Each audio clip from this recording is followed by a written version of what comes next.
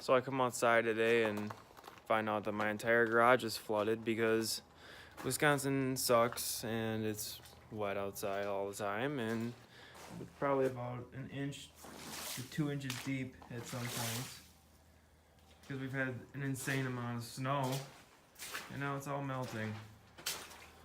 Good thing my car's up on stands.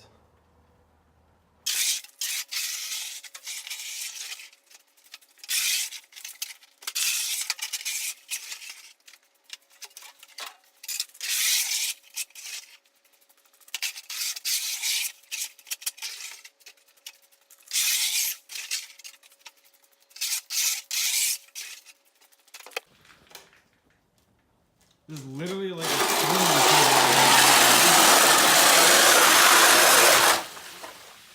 Look at that shit. Disgusting.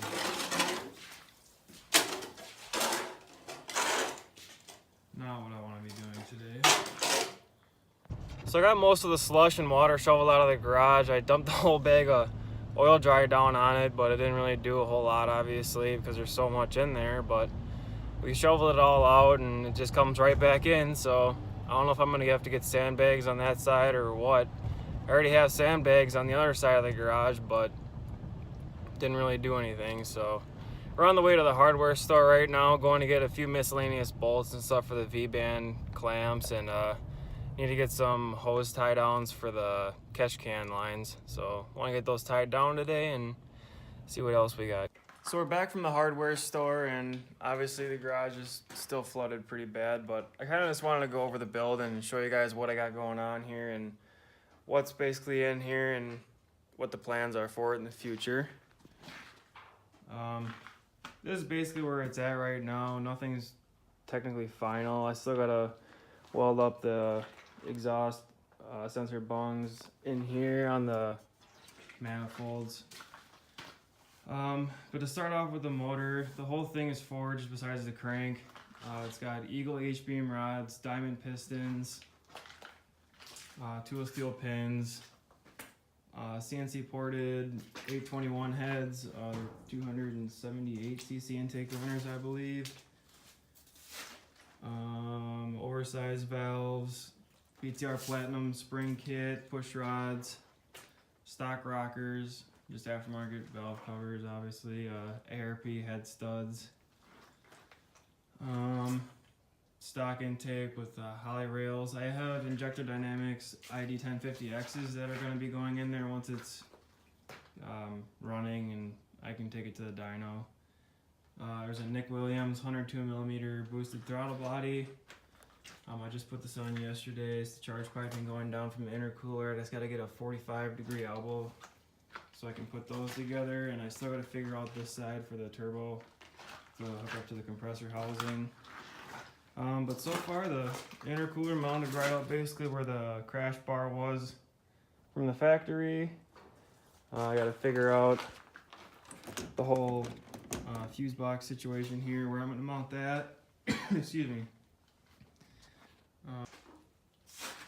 The headers are actually Flowtech up and forward LS 1 7/8 headers. I just got them off eBay for like $200, and then I made the rest of the exhaust here. The wastegate goes right there. I'm gonna put the wideband sensor right for my gauge inside on the back there, and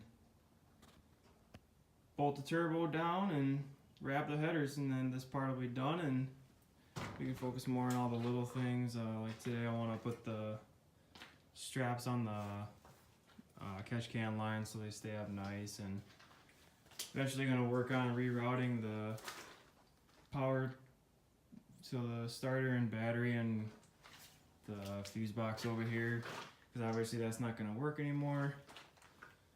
Some things I had to get rid of. Obviously there's no more ABS module over here.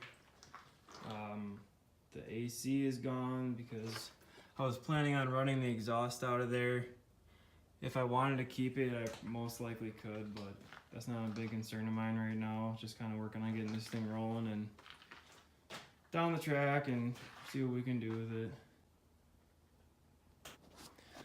As far as the driveline goes, we have a stock trans right now. It's just tuned by Late Model Throttle in Waukesha. It's got a Circle D 3200 stall converter. I got my fuel system back here. I gotta turn the light on. This is kind of how I got the fuel cell in the back here. It's a FI Tech dual pumper, internally regulated at like 56 PSI. But this is all gonna have to get redone because I'm actually gonna be putting the radiator in the back because there's no room up front with the intercooler and the whole turbo setup. So that'll be another video on how to basically run all that and set it up. Alright, so we're going to try to put the turbo on now just to kind of mock things up and see how we're going to run the piping off the compressor housing and just basically check fitment for the most part.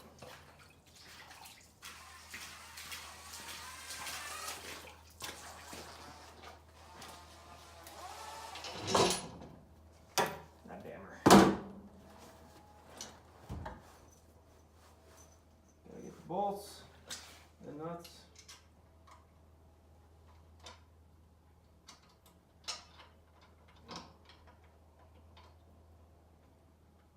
This ain't easy doing with one hand. There we go, got one. Should stay. Yeah, right out in front there.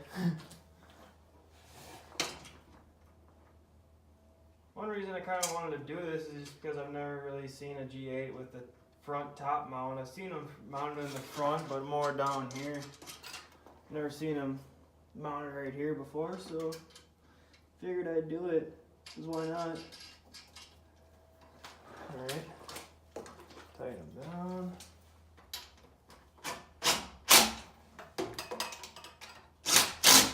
Again, nothing permanent. I can't even get at that one. Oh well.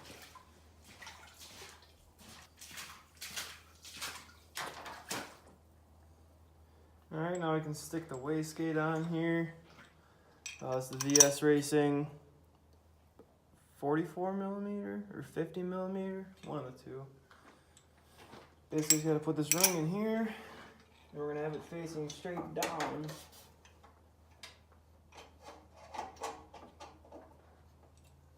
Kind of tricky because you gotta put the clamp on first and then slide it all in because it's so close to the turbo flange.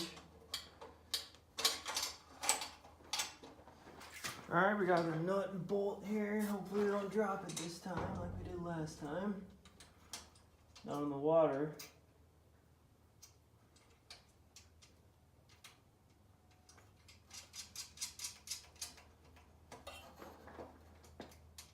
There you go, now I just gotta tighten it up and she's done.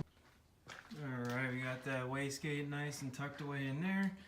It's basically just gonna shoot straight down out of here between the intercooler supports and just right out into the open, kind of like the exhaust is going to be. So yeah, got that part done. Now we're going to get onto the catch can lines and tie them up. Going to use the old trusty self tappers and strap this thing up here. I kind of get a good spot for them.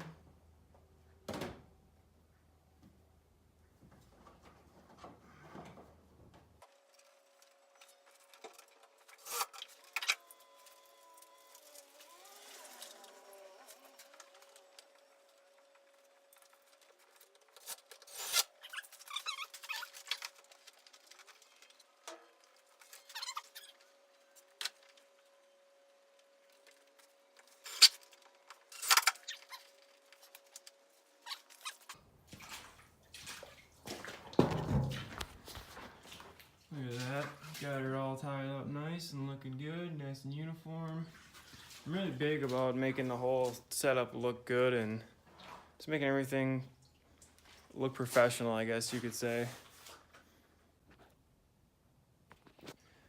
So as far as the turbo kit goes, I got the Denma package, the billet 80 millimeter from VS Racing. This is the 80 millimeter turbo, obviously. We have the billet wheel.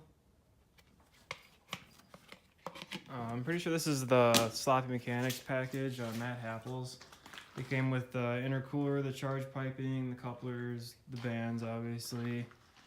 The turbo, the oil line, which I don't have hooked up.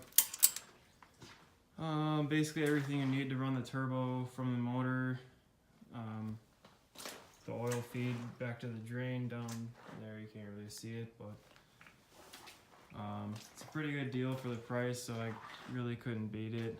I was looking at the car tuning performance kit for a while, but it looks like that one's right around $6,500, and I figured, you know, I don't have that much money to just dish out at one time on a turbo kit, so I'll just build one over time, and that's kind of what I've been doing. So this is where we're at, and I'll keep you guys updated on what's going on with this thing.